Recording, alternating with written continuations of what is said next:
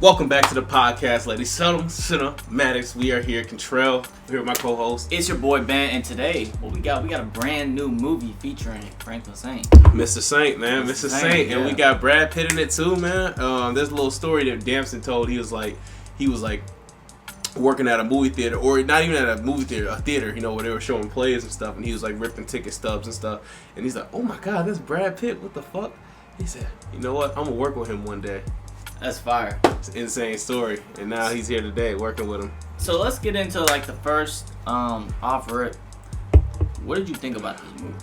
I think it was amazing, especially because it's an action sport movie. It's not even like a thriller, drama, comedy, none of that stuff, you know. And we haven't seen something like this in a while, you know. Well, me personally, I haven't. And I feel like a lot of people would be like, if it's not like a drama or a fucking thriller or an action movie, they're gonna be like, no, I wasn't really feeling that movie. No, you just didn't like the genre. Yeah. Stop trying to compare it to Avengers Endgame, nigga. Like, stop. I'm not gonna lie, probably the last movie I've seen racing was like Cars. Yeah, oh God, yeah.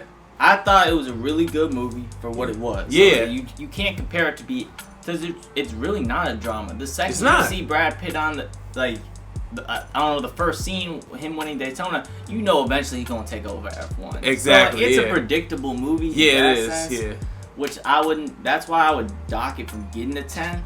Yeah. Or even a 9, because it's like, it's really predictable what's going to happen. Like, I didn't like the ending either. The crashes was you know, definitely unpredictable. Yeah, that's why they tried to like switch it up and make the unpredictableness about it, if that's even a word, but him not winning every fucking race or him building up tonight. Right. You know what I'm saying? He only won the last one. He was really losing every single one of them, you know?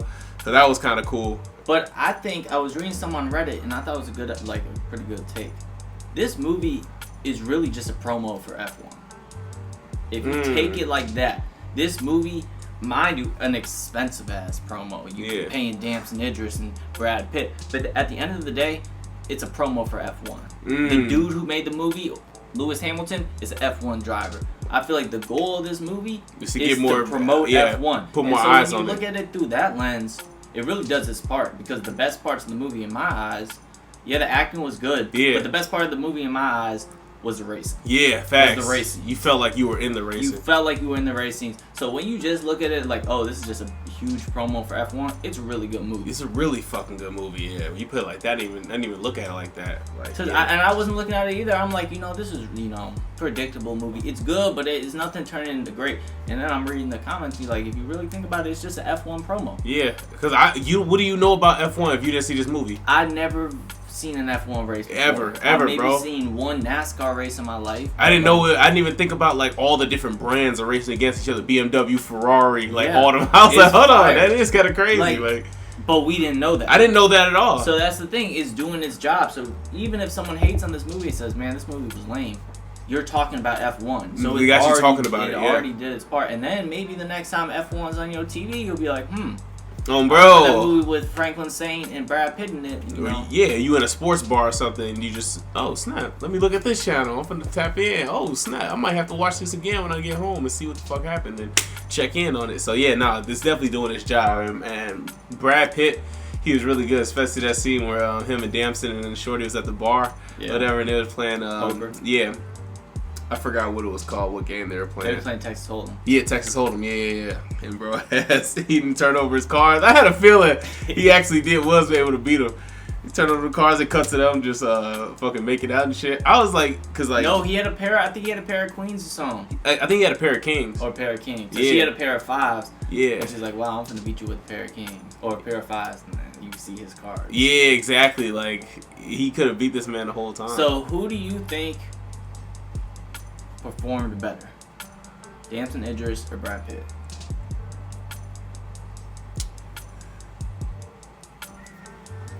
Okay, let me put it like this. Both of them had really stellar performances, but the real question is who had the hardest job. That's the real question. Who had the hardest job? Who had the toughest scenes? I think I'm gonna have to hand that to. I mean, I might have to. It's hard because hard. they both was doing different stuff. Like, yeah, you got the romantic scenes and stuff like that, and you got to like tie that into like, you know, the racing and Brad Pitt like leading the movie and carrying the movie. But also Damson had to be this dude who just like, he not really fucking with him, dude coming in and then trying to take over his shine, and then also, you know, he posing for the camera. So he said, "What are you smiling for? We ain't win." Man, get out of here.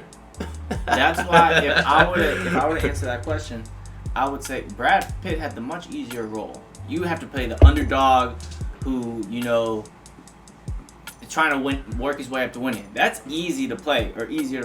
Damson Idris had to play like a cocky youngster who still has to be appealing. Like, you can't just be a jerk. Yeah. Or an asshole. Exactly. You have to be appealable because, I mean, that's going to more people like your character. And, you know, that's better for sales. It's better for your acting career. So he had to like play the line of being that asshole, but also being like someone that, okay, we can root for. Because the way they set it up, they're setting it up for a potential second one. Yeah. Where maybe James Pierce comes through, you know. So I feel like Damson had the hardest role. They both were really good, but Damson had definitely a tougher role. We were talking about this after the movie. Me, Pierre, Malachi, and DeAndre, we were just like, this movie was good, but it was missing a villain. That's one thing this movie was missing. It was missing an antagonist. There was no antagonist to the film. And I feel like that's why I couldn't give the movie a 10 or even a 9, because it's really predictable what's going to happen. Yeah. He lose, crazy crash. Eventually he wins. I thought he was going to die, though. I thought he was dead. Yeah. I was like, what the fuck? I was like, no way they kill him. We were all in the theater like, no way he's dead. But then you like, there's no way he's dying. And there was no way they're not just going to kill Brad Pitt. That's why I'm saying No, that was Damson who crashed. Oh, yeah, Damson. Yeah. But it wasn't for to kill Damson. My fault. They wasn't for to kill Damson. Like, there's no way that's going to happen. They're not going to write in that Damson Idris dies. So it's predictable. And an antagonist, you know. And also, another thing I was reading on a Reddit thread, this man, Brad Pitt, broke so many rules of racing. Like, he kept, like, you supposedly not allowed to cut people off like that or something. You get dock points and that. And someone was like, yeah, if this was regular F1, he would have been, like, disqualified multiple times. Yeah. And then eventually he'd be kicked off the team. So, like, I'm like, that ain't even realistic. Y'all shouldn't show him as such, like, an asshole driving. Yeah. But, you know, facts. I also don't really know how F1 racing works. So. Yeah. Nigga could be capping in the comments. Yeah. But, no, how do you think, what do you think about, like, him using his British accent in this film? Like, what do you think about that? Seamless, bro. Yeah. I ain't gonna lie. Like, couldn't. I know he was just like, bro, hey, I'm not using the English accent. You know, I need to. Yeah. I wonder if he asks for that. Is it okay if I just use my regular voice? Because if I don't, it's gonna be Franklin Saint. But it works because they're in England. Yeah, facts. So like he can definitely use it. Obviously, every time I see Damson Idris, I'm gonna think Franklin Saint. You know, I'm like, that voice is gonna come in my head. But like, I thought it was seamless. I thought he did a great job acting. Yeah, I ain't gonna lie. Especially like, imagine if somebody else played Damson Idris, right? An actual dude from Cali, right? He wouldn't be able to play anything else after that. No, because bro, everybody would just see you as a drug dealer. Yeah. Like, you know what I'm saying? Like, so. You know what I'm saying? A regular dude, not Franklin Damson. Saint. Yeah, somebody else Damson played. Not Damson playing Franklin Saint. If a regular dude from Cali played Franklin Saint, nobody would ever see that dude as anything else. But Damson has a whole nother version of himself that he can play. He can tap into so many. His range is like insane because he has a British side to him, you know. So it's dope to see that. You know, it's different. It's different as hell. The man got talent. Let's think. Overall, if a scale of 1 to 10, what you finna give this movie? I gave it 7.5. Some motherfuckers in the theaters, some of the homies, they said it was an 8. I'm gonna probably go 7 to 7.5. Yeah. And I think if you added in an antagonist, and the antagonist didn't even need to be another racer, because we don't really learn much about the other racers. Yeah, no, we don't. Besides the two of them, it could be like a manager, or it could be like someone even higher up. Yeah. You know, it doesn't have to be as like cliche as another racer. To be like Iron Man, bro. The antagonist was bro who was you know what I'm saying, who was working with him. Right. It was a 2.5 hour movie, and we really didn't get anything on the racers. So you may not have had time to make another racer that like compelling or interesting, but They could have thrown at least like a mini antagonist, because obviously Damson's not the antagonist, Right. because we all like Damson. Tony Stark built this in a cave with a box of scraps. It'd be the villains that you don't expect to be villains. Yeah, be the facts. best villains. Yeah. You could have or if you really wanted to, you could make Damson the villain. That would have been more cliche, but I feel like a villain would have been a great. I can't give it above a 7.5 without like a. Because otherwise, I'm just seeing it as promo. Good promo, but I'm just seeing it as promo. Dude, one thing I will say about this movie is the ending was just not like it wasn't it just wasn't it didn't feel like it ended the proper way. In my opinion, it should have ended with Joshua Pierce and Sonny. Like they both practicing or some shit for the same team again. And they practicing. They like it's kind of like some Fast and Furious shit. Like, you ready to go again?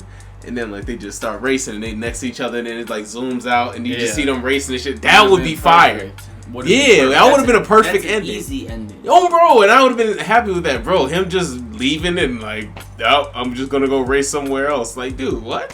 So they trying to like potentially a second one, but I ain't gonna lie, we probably not gonna get a second one. Yeah, nah. This budget was like over $140 million. It was crazy. The budget was crazy. Yeah. Mind you, they did really good on the scenes, but over $140 million, bro. We will see if they get that, if they make that back. They were doing pretty good at the box. They were the #1 movie. Okay. So you got any final thoughts on the F1 movie? F1. I ain't gonna lie, it's everything that I thought it was gonna be.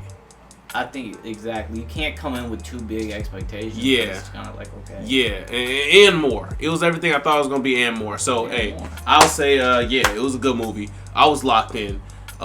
That motherfucker was long as hell, but I think I got to an hour and a half, and I'm like, bro, they said another hour left. Yeah. Like, I feel like I've seen the whole.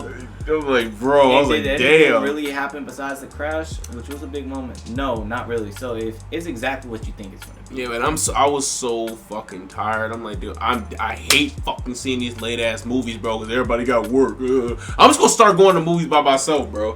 I wouldn't blame you. Like, dude, I'm not trying to see no movie at 10 o'clock at night after work, bro. Yeah, no, I'm next. Superman. Yeah, bro. Let's go at like 8. Dude, yeah, bro. I don't care who's gonna make it or not. I'm not gonna lie. 11 is so dead, bro. Yeah, bro. I'm not doing that, bro. I'm trying to actually be fully immersed. At 1 a.m. I'm like, bro. Driving home from the movie theater, I'm gonna hate my life knowing I gotta wake up at 6 or 7. Dude, I'm looking at my phone. I'm like, oh my god, we got an hour left. Oh, we got 50 minutes left. I'm like, bro, come on, man.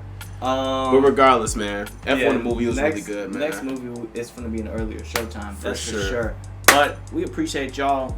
We want to know what y'all had to say about the movie, what y'all think. Drop them comments, theories, reviews below. You know, if you have any other movies you want us to review, in theaters or not, you know, hit the line. We will provide, because that's what we're here for.